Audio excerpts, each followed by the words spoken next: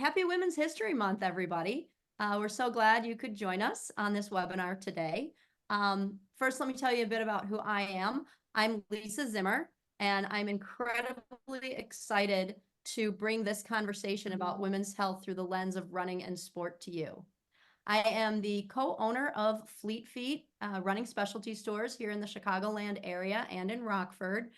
We have 8 locations. I've completed 8 marathons, not in conjunction with the opening of our stores, though.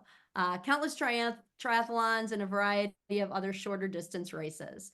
I have a 20-year-old son, an 18-year-old daughter, and 2 dogs. I've survived spontaneous coronary artery dissection and menopause.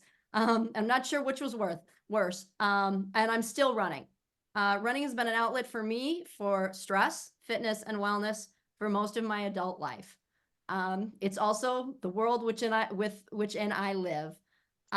Fleet Feet has been partnered with Align Modern Health as our go-to for everything health and wellness for several years now. AMH is an evidence-based integrative practice offering services in functional massage therapy and IV therapy, as well as clinical nutrition, chiropractic physical medicine, and acupuncture. They take an interesting non-surgical and non-pharmaceutical, an evidence-based approach to medicine while treating the body as a whole, not just the symptoms, which I find is really, really special and really important. You can put a Band-Aid on it, but you can't mend it. They have 18 locations here in the Chicago area and treat virtually in Colorado, Arizona, and Florida, while also accepting most major insurances. Today on our call, we have a functional medicine provider and marathoner from AMH in Orland Park and Park Ridge, Dr. Lexi Mikrut. Hi, Lexi. Hi, I'm excited to be here with y'all. And we also have Coach Jo Wahler from Fleet Feet Training, and she is also a runner, a very accomplished runner, and she navigated the challenges and triumphs of running through pregnancy. So I'm excited to hear from both of these amazing women today. So first, I want to talk a little bit about how functional medicine can assist a female runner in their process of getting started on their running journey. So Dr. Mikrut, I'd like to address that one to you. I love that question because I think often when we think about getting into running, it can be intimidating. And one of the easiest way to trust your body is to trust your health and know you're in a good spot to start running, whether it's 5Ks or marathons or whatever that may be. You have the right internal building blocks, your running journey will be a lot easier. In functional medicine, we look at the body as a whole. So we take a holistic approach, not only looking at hormones, which we'll touch on today, but we also look at like your GI health and your stress response, and all of that can come into play. So if we optimize those areas of your health, your fitness, your recovery, and your longevity with running will be that much better. Coach Jo, would you like to add anything just a little bit of advice for someone who's getting started in the process of running from a coaching perspective? Of course. I think it's always really, I think Dr. Alexi is one of the professionals that can definitely help. I think it's understanding kind of where you are today in your life, really kind of taking like a full view of, how you're going to make time for running, what your goals are, really setting those up, really setting yourself up for success. So that could kind of be an internal look, whether that's an emotional view or maybe a physical view. So I think it's just kind of seeing where you're at as a starting point, and then really working with either your primary care doctor, maybe reaching out to Fleet Feet Racing for a coach to kind of talk through really just like what your goals are, where you're at, and kind of what you want to be maybe in the next year or the next 5 years. Because I definitely think running is really, for me, it's a lifetime journey. So I agree with you, Jo, and Dr. Lexi, great information here. I think one of the most important things you can do as a beginning runner is getting off the couch and getting started, finding a training program, whether it's through Fleet Feet training or something virtual, and start slow. All it takes is one foot in front of the other to start running. And through my life, I have stopped and started many times for many different reasons. And it's always it's never like starting for the first time, but it's always starting over. And you kind of know what you're in for, but at different phases of your life, you encounter different challenges and different highs and different lows. So great advice on that one, ladies. One of the questions we often get asked and hear conversation about is iron deficiencies. According to the National Health Institute, 3 to 11% of male endurance athletes are iron deficient, while in comparison, 15 to 35% of us female athletes have iron deficiencies. Like Dr. Lexi, from a functional medicine standpoint, what can women do to become aware of this? Many of us don't even know we have iron deficiencies. And how can we actively manage our iron levels during training? Absolutely. Lisa, it's such a great question, like hearing those stats, because that's jarring. Up to 30% of us, so a third of us on this call may be struggling with low iron. And iron is tricky because too much iron can be inflammatory. And the last thing we want to do is create more inflammation in our body. So as a female athlete, I strongly encourage you to get at least annual blood work markers, if not more, maybe every 3 to 6 months, especially at the start of a training season and throughout it. It can get complicated because our iron needs can change throughout a training cycle. As we ramp up our mileage, you're going to need more iron. When you get your period or if you're pregnant, you're going to have a higher iron need. So working with a doctor that will run a complete iron panel on you. On my patients, I of course look at red blood cells. Red blood cells are how we look at anemia. Anemia is what can result from not enough iron. But I will also look at the amount of iron in our blood, the amount of iron we're storing in our body, and how efficiently our iron is being utilized in our red blood cells. So getting that holistic snapshot is a wonderful baseline before starting a season. And the other thing I commonly get asked by females and males too is that I've taken iron in the past and it hurts my stomach, so I cannot risk that with training. Well, good news, there's so many different forms. So that's where working with a healthcare provider that is trained in nutraceuticals or supplements can help you find a really good fit for you as you're training and just throughout life. Dr. Lexi, that's really interesting. So I might not be iron deficient today, but when I get up to 15 miles for a long run, for example, that may change. Absolutely. And then throw in dietary changes. Say you decide you want to be plant-based and then you're in trouble there. So keeping in mind that like your current state is not where you're always at. And that's why I love blood work to modulate how things change in our system. And then do your iron levels kind of after training? So say a month after I finish a marathon, could my iron levels kind of go back to what they were prior to starting my training? Absolutely. And it very much depends on the individual. Again, if you have a heavy flow, maybe you've transitioned into menopause, so you're no longer losing that iron. So if you take out the running factors, it's a little bit more easy to manage. But I do think in female health in general, iron sometimes is tricky to find that sweet spot. Anything to add on that, Coach Joe? Because I've got another good one for you. Oh, well, what's the good one for me? Let's go there. Well, part of what Dr. Lexi's talking about is your menstrual cycle. Mhm. This is going to go out to both of you, and I want both of you to kind of give your input on that.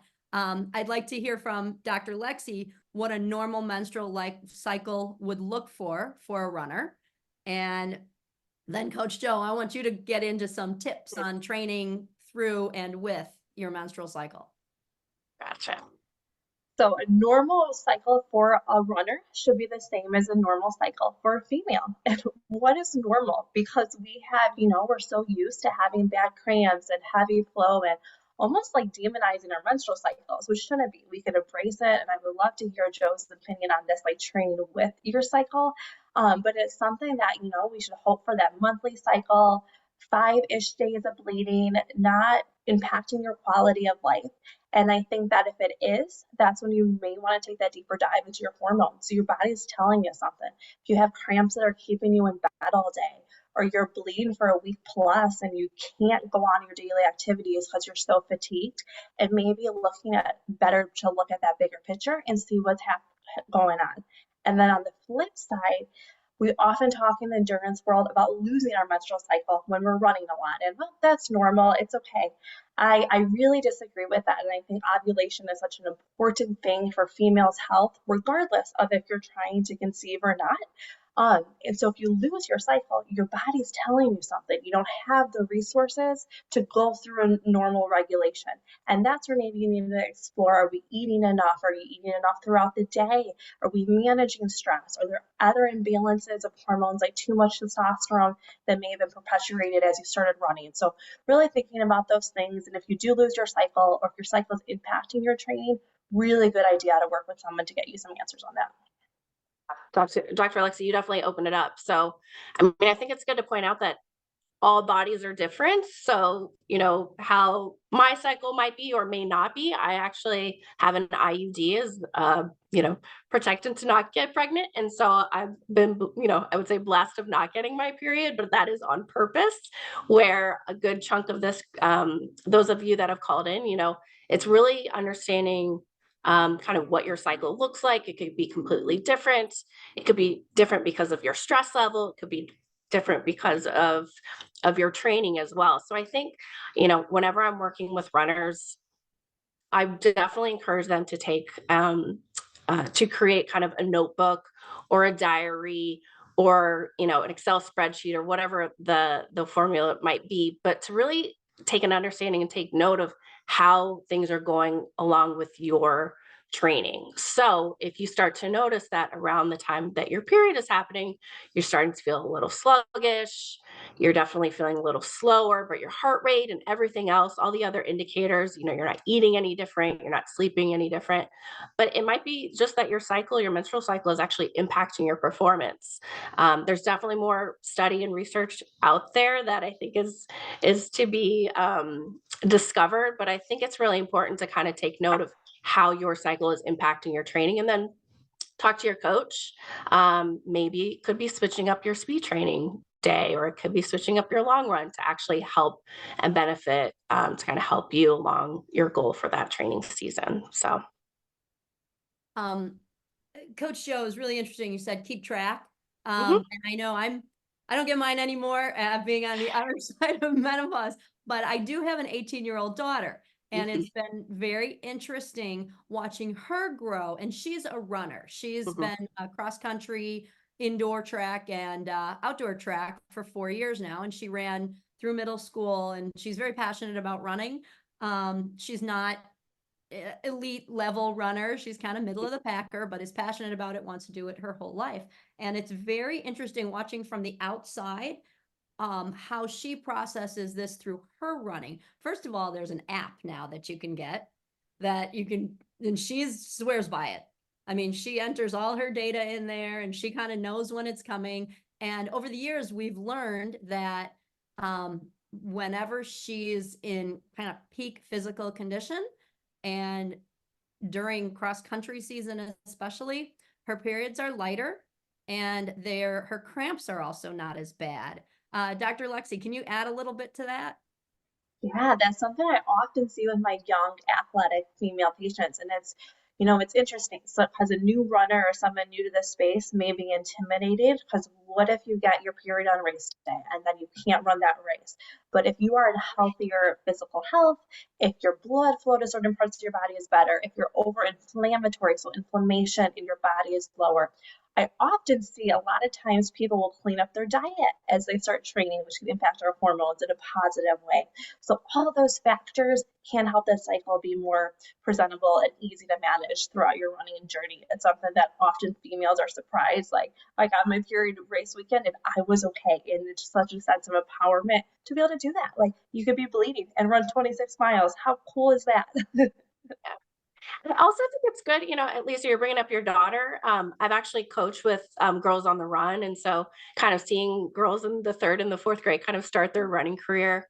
And then I also recently read Lauren Fleshman's book, Good for a Girl, where she talks about kind of her cross country days and like not getting her period, and really seeing how, whether, no matter what age you are, but if you're able to kind of openly talk about this cycle, right? We're women. This is part of life, to really help our younger teenage and younger females really know that that's an important part of of a health indicator, right? Because I think Dr. Lexi, you can talk more about this, but the importance that our period has and our hormones have on our bone density. And so that can impact a lot of more long-term impact to our bones and osteoporosis and all of these things.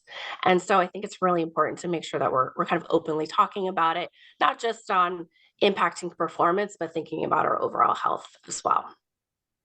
I love that. And like the lack of like embarrassment for young girls may have it, that more the conversation we have is so cool. I remember being at one starting line and they had tampons like readily available. And I thought it was so cool. I'm like, I love this that we're like bringing the conversation out there. Like, it's our bodies, it's natural. This is what we're doing. And yeah, and sharing awareness to the young girls. Like, yeah, they might not care about their bones as a 22-year-old, but fast forward a few years, it's so, so important when we're looking big picture and long-term health with running, especially.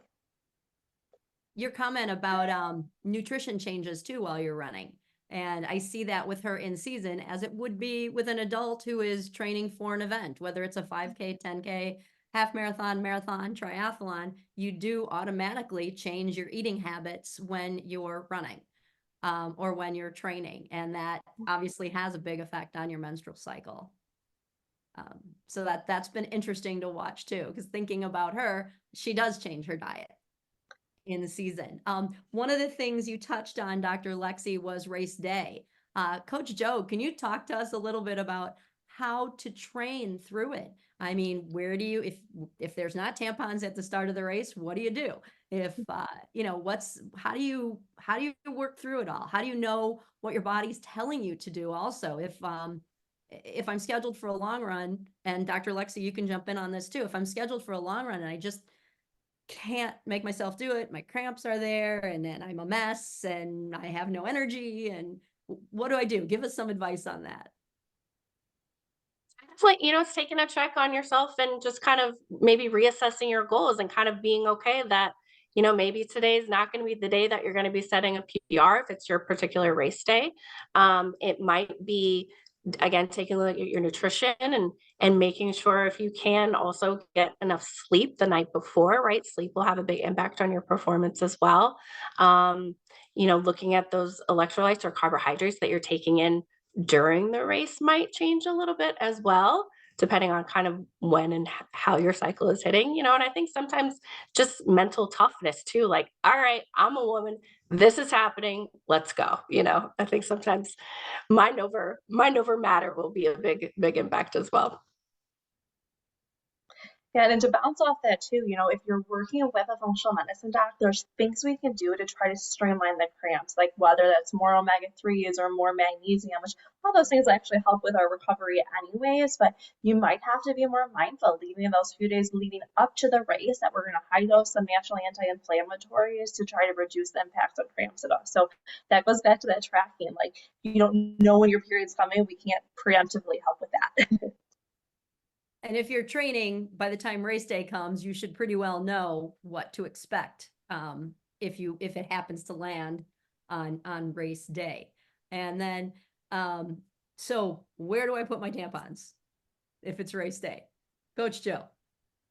Well, hopefully you've put, there's a lot of short options out there, right? With a lot of pockets. So, I would definitely, in addition to any nutrition that you might be carrying around, your watch, like you lay it out the night before and make sure that it's there and ready to go. Shameless plug for Fleet Feet, right? Yeah. Go on and get some pocketed shorts and some Nathan pouches as well. Exactly. Wrap it up. If it's raining, make sure you got a plastic bag to put it in. That would be another good tip. That's important. I remember once doing a race and I stuck a tampon in my sock. That didn't go so well. Yeah. I would think that would cause some extra chafing in the wrong way. Chafing and it got a little soggy. Yeah, a little bit. So I don't recommend using your socks. Okay, so I think we've touched enough on menstrual cycles. So let's get into pregnancy. Dr. Lexi, what are some common misconceptions surrounding women's health in relation to exercise during pregnancy? Yes, I believe that's been wildly misconstrued that we can't exercise or we can't strenuate our body during pregnancy. And it's just not true. There's more and more studies coming out that are pretty cool showing the benefits of running throughout your pregnancy. Now, I do want to preface this that please consult with your OBGYN because everyone's case is different and what may be safe for me may be different for someone else. So keep that in mind. Consult with your OB in your preconception stage if that's something that's important for you to be running throughout. Maybe you have to, build up your base a little bit sooner or do things that are safe as you enter into your pregnancy to make sure that it's safe for you and your baby. Now, with running during pregnancy, I think it's so important to manage your expectations and adjust your goals. It may mean less mileage, it may mean slowing down your pace.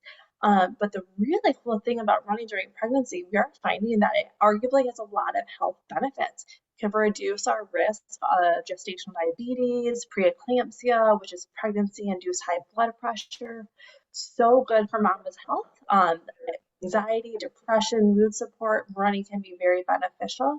I came across one study that showed it may be great for baby's brain development, which is so cool to think about that even maybe your little babe growing will have benefits from you running throughout your pregnancy.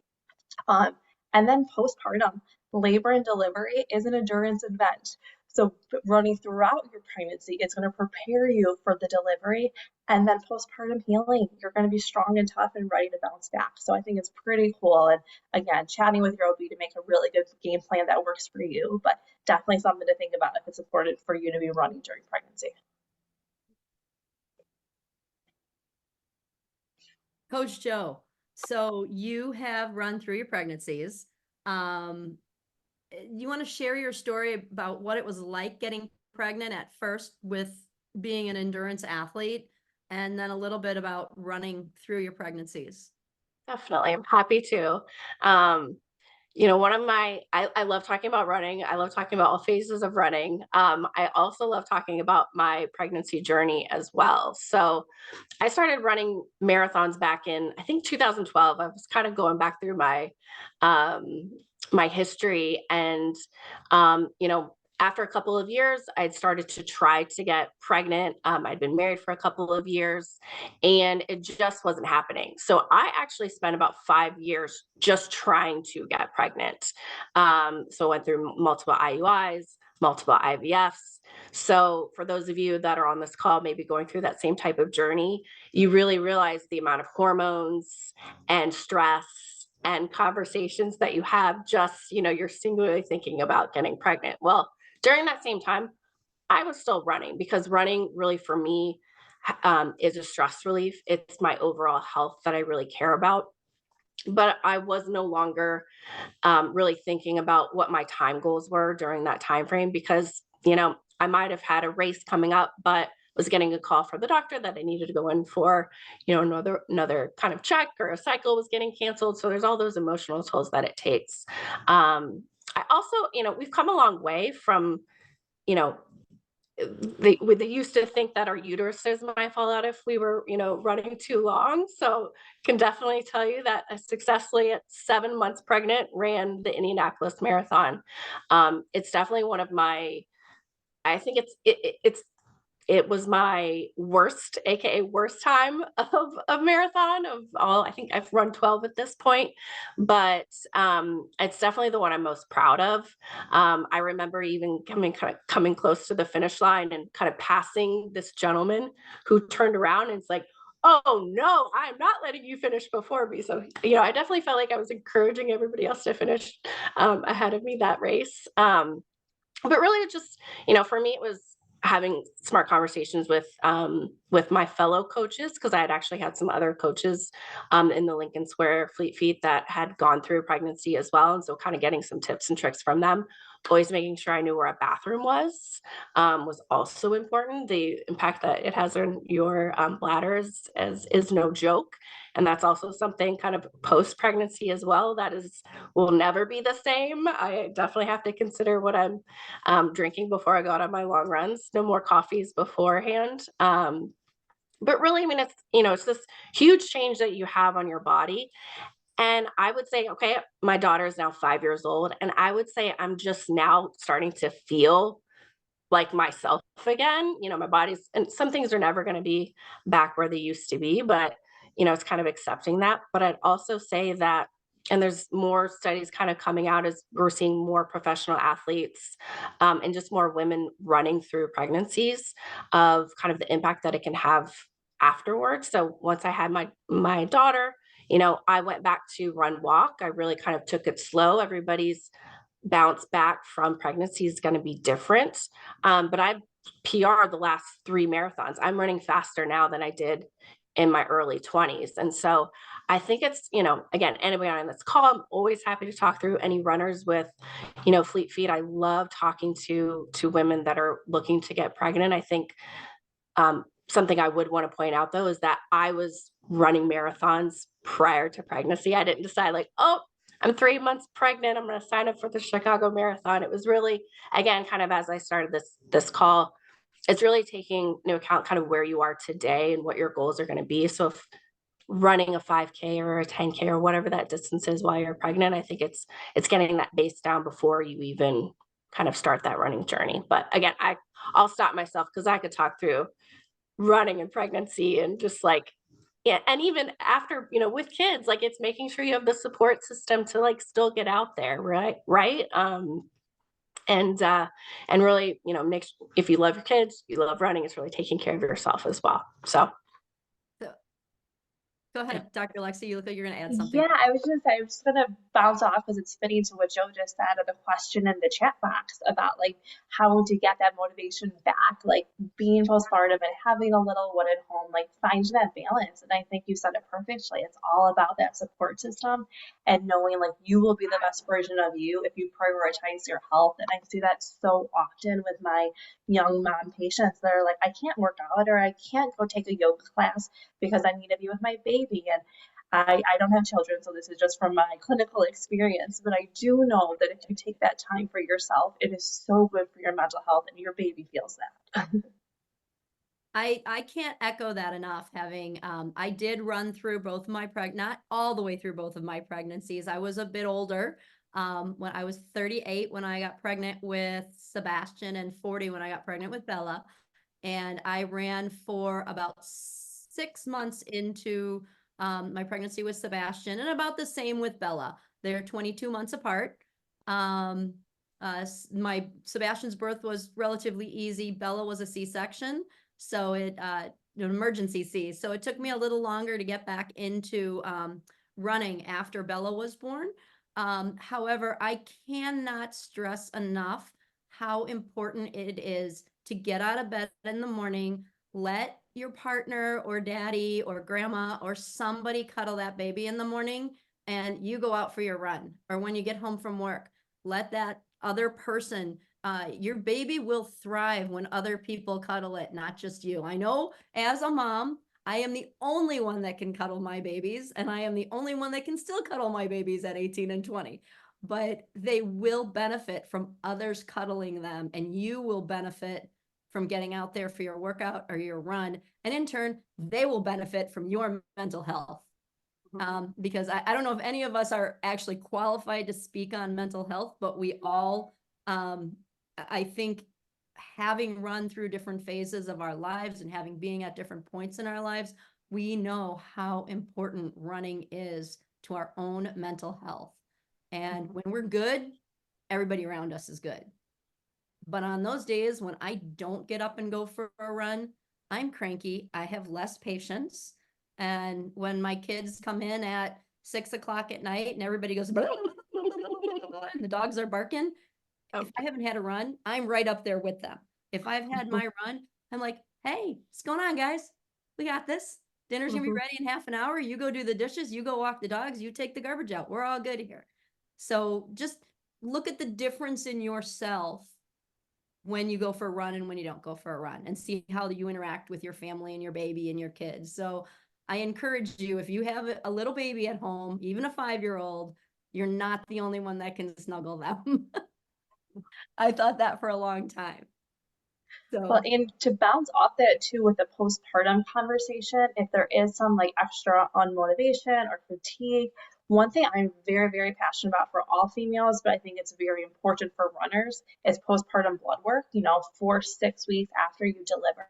It's not something that unfortunately is standard of care with OBGYN practices, but it can help, with nutrient depletions. It can maybe help with that energy to go run if there's something else going off, or maybe something's off with thyroid. Like, very, very important to consider getting some postpartum blood work to see if everything's safe and okay to return to running. Let's talk about those resources a little bit.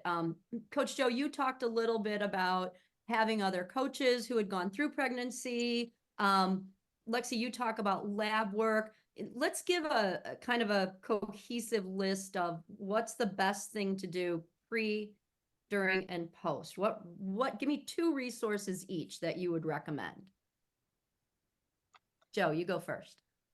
So, I mean, I think, Fleet Feet Racing, the coaches, I think we're a great resource.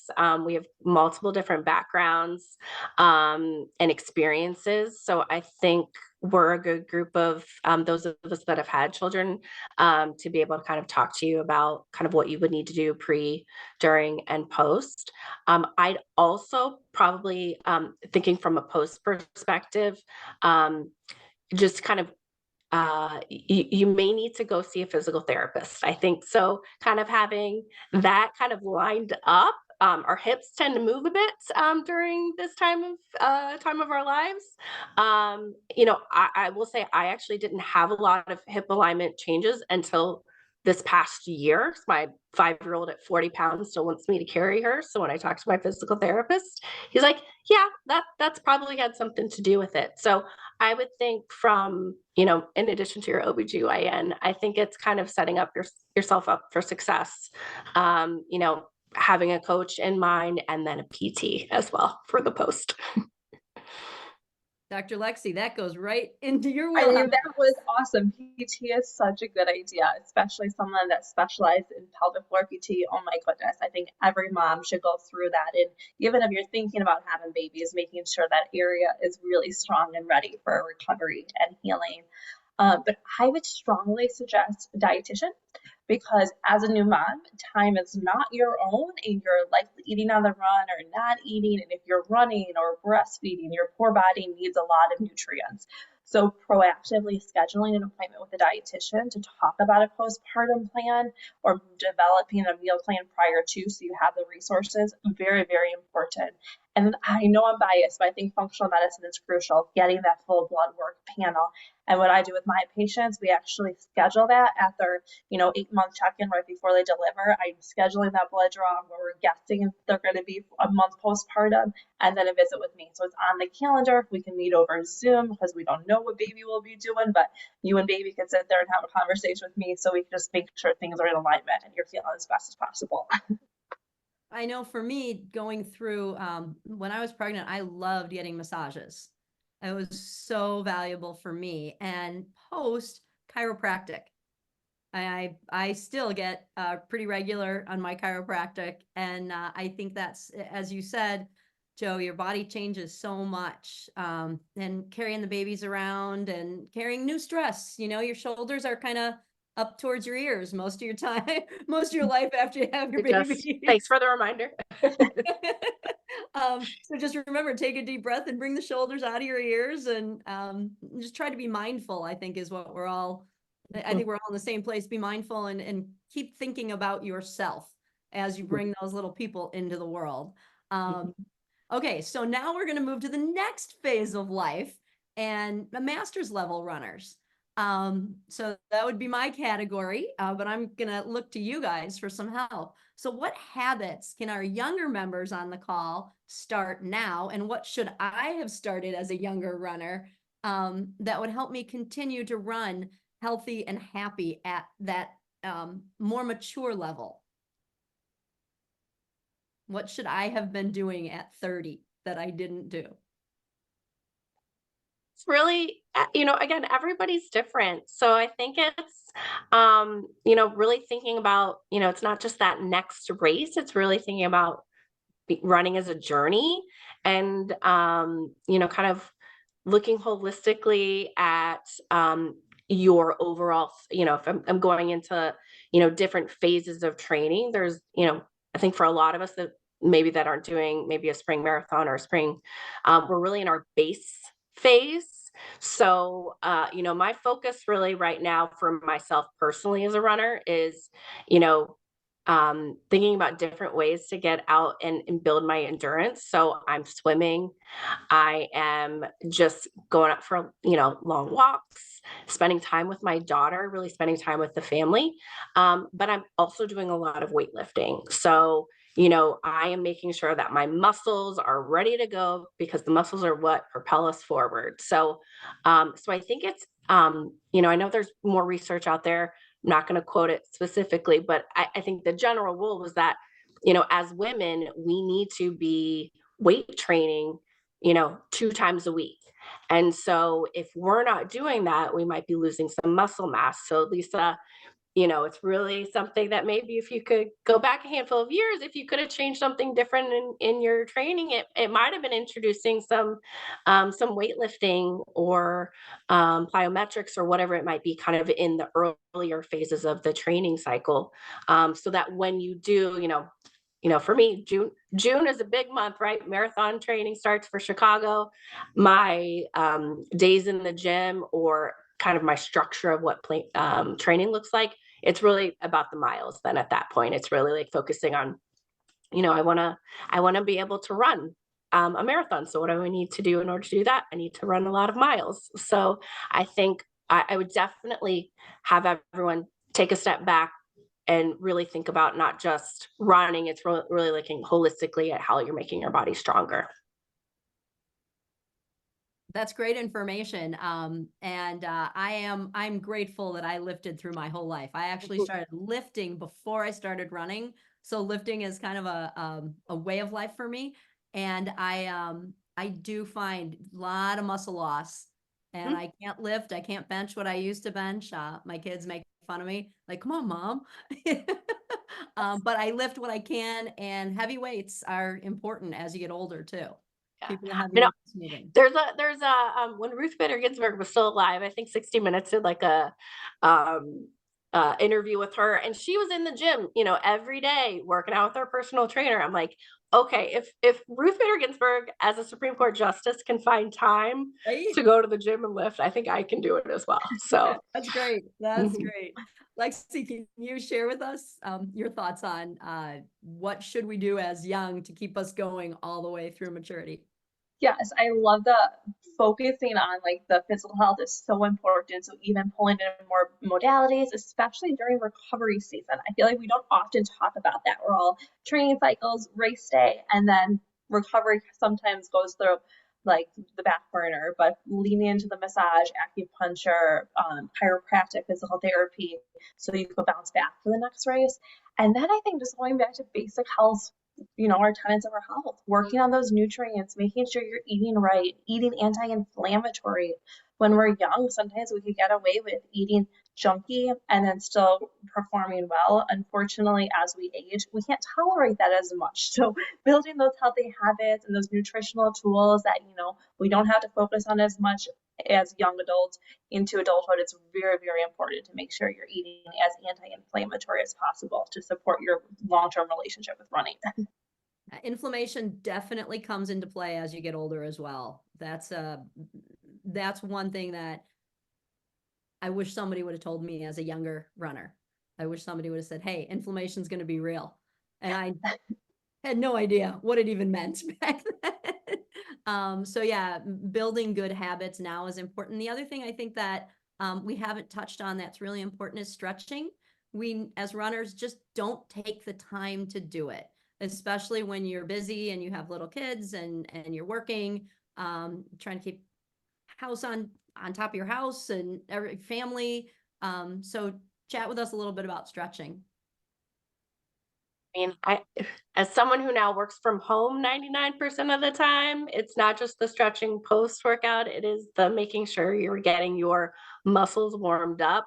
I need to get my booty warmed up. I got to do my leg swings. I got to just kind of get things going and flowing so that I'm not going to end up injured. So flexing and mobility is definitely important. I've actually incorporated Pilates into my wheelhouse over the last 2 years. Absolutely love it. Definitely kind of strengthening those hips as well, but it's doing kind of that active warm up kind of before you get out the door, or maybe even in that first mile, just really taking it really slow and kind of adding some, whether it's you know, A skips or B skips or whatever. We could definitely kind of teach you all the different dynamic warm-ups that we have here at Fleet Feet. But and then post as well, whether that's foam rolling, going to see a massage therapist, really making sure that your muscles are in set, to make sure that your skeletal function is where it should be, and you're not kind of creating an imbalance that would then lead to injury. So Great advice. Yeah, I couldn't agree more. And making it a non-negotiable habit. Like if you're dedicating the time to a training season, you got to build in that 15 minutes or whatever it looks like for you individually with that. Like it's a non-negotiable. You're going to do whatever you want. And if you want to stay running a long time, it's so important. Yeah, I'm hearing building healthy habits and mindfulness and Yes. toughness is what is kind of coming full circle with everything we're chatting about. We have time for one more topic that I'm going to cover. And then if there's a few Q&As, if anybody has questions, if you could put those in the Q&A box, we'll attempt to answer those as well. I want to talk a minute about body image. A lot of people think that starting on a marathon training, since you touched on, Joe, we're getting ready. June's a big month for marathon training and spring training. We're gearing up for it. Should we focus on trying to lose weight while training for a marathon? So it's one of those kind of misconceptions that training for a marathon equals weight loss. Typically during marathon season, whether it's myself or other runners, again, everybody's different. Bodies are cool, but they're all different. I think sometimes people will see they actually their weight goes up. And their weight can also fluctuate throughout the training cycle as well. But to kind of really reevaluate what weight loss, body image, and all of those things mean to you. Because really what could be happening is that throughout the training, for a marathon or half marathon, is that you're actually gaining muscle weight. So your body composition might be changing. So your clothes might be fitting differently. And really reevaluating kind of your relationship with food. Food is fuel, especially for a marathon. It's not only fueling you for your race or for your training runs, but it's also that fuel for recovery as well. So if any of my runners came up to me, and I always love to understand the why people run, why they're here, why they sign up for this particular race. And if someone's number one goal was for weight loss, I would definitely talk to them about, all right, let's think about what's your second reason of maybe why you want to run this race. Because I would not equate training for a marathon to weight loss. And I would definitely encourage them to go see someone like Dr. Lexi, a nutritionist, a dietitian, that can really talk to them about, the food choices or different changes that they could be making. But I'd also say, everybody's different. So let's just think about health and just running longevity as well. So Dr. Lexi, I don't know what else you would like to add to that. Yeah, that was perfect. And with females, I often see weight loss is not as easy as the world makes it sound. It's not just calories in and calories out. There's so much to it. And that's where we can run some labs and look at hormones or cortisol and insulin and figure out if there's a why. And if losing weight is your priority, I would strongly encourage a patient to not start endurance training at that time. Let's get you to a healthy weight where you feel healthy and confident. And then we could talk about endurance. But the last thing I ever want someone to do is restrict calories during a training cycle. Not only is it going to impact your performance, but be really detrimental for your health. Like that's when we risk losing your cycle and other things happening, or even weight gain. Because when you're in a caloric deficit, that's a stressor in your system. endurance running is a stressor, and that can perpetuate cortisol issues and lead to weight gain. So it could be very counterproductive. So definitely something to have a conversation with someone about if that's your goal. Yeah, there used to be a stereotype of what a female runner looked like. Mhm. And the fields were fast and not kind of like today's everyday runner.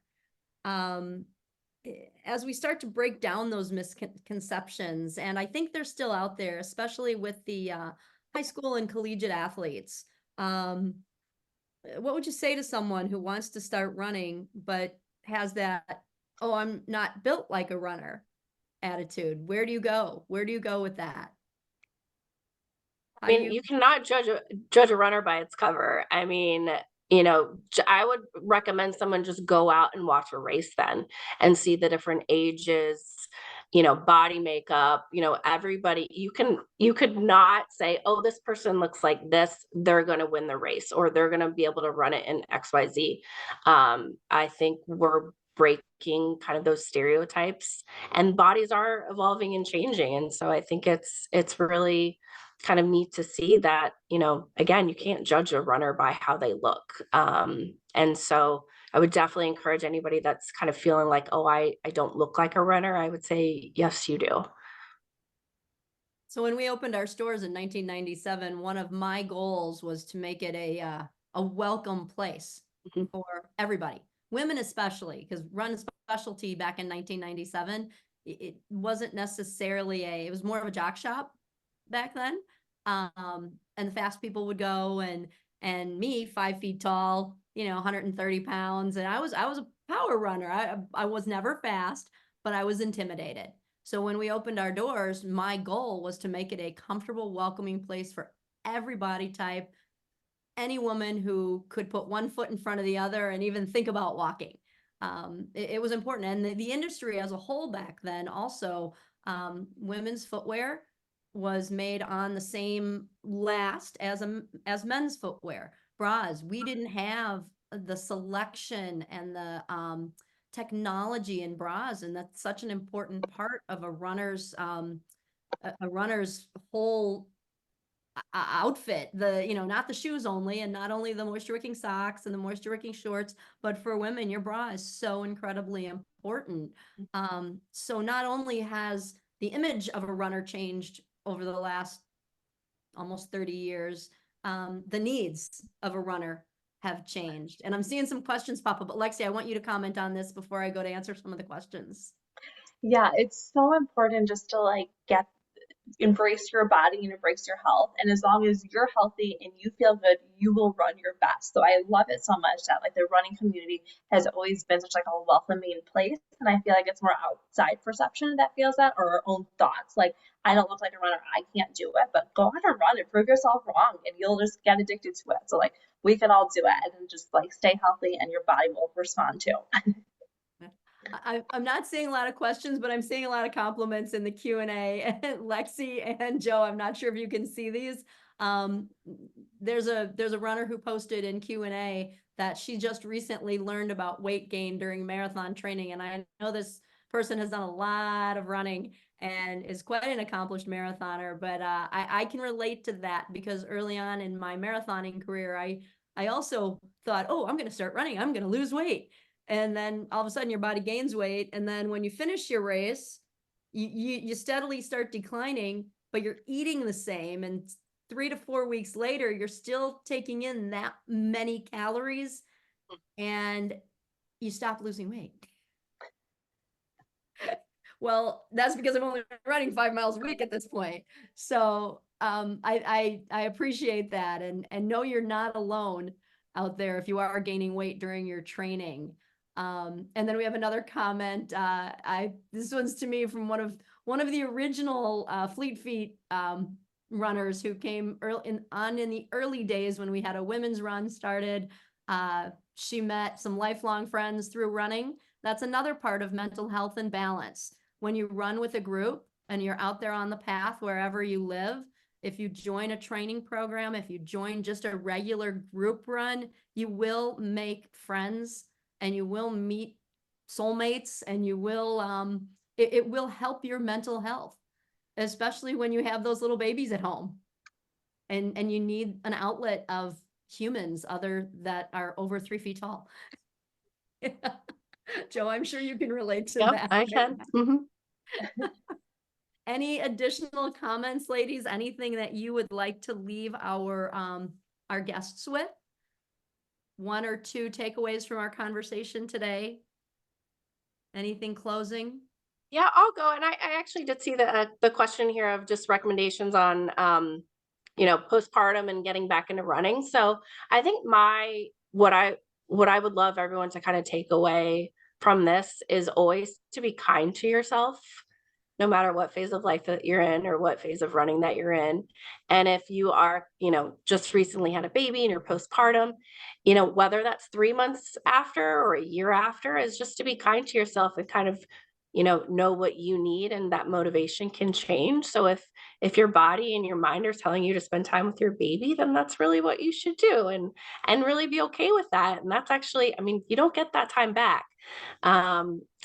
Practically it's once they get in the right, height or weight or whatever it is to get in that jogging stroller, get a jogging stroller. They could be, you can buy a $60 one, on Amazon. You could spend, multiple hundreds of dollars on a Thule out there.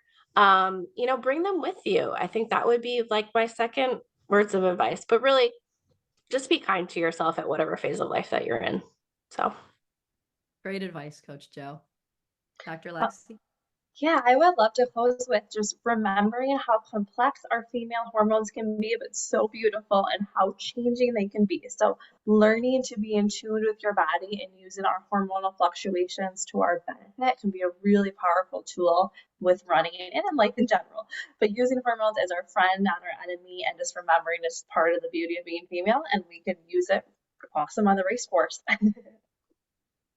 Thank you both so much. And thank you to Fleet Feet and Align Modern Health for bringing us together today. It's really been wonderful chatting with both of you. And I hope our audience gains some new knowledge and some new information. Most importantly, some new resources. Don't be afraid to start that journey. Don't be afraid to make a change. Take good care of yourselves, and happy running. Thank you, Lisa. Have a great week, guys. All right. Bye, everyone. Bye, Thanks, Lexi. everybody.